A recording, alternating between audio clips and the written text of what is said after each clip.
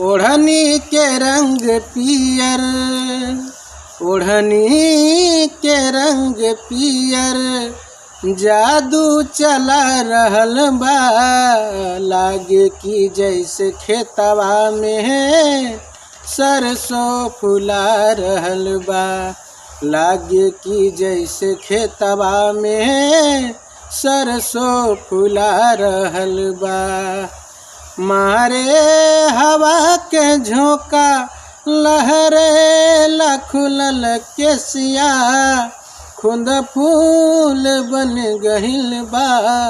खुशबू से भरल देहिया, मारे हवा के झोंका, लहरे ला खुलल केसिया, खुद फूल बन गहिल बा।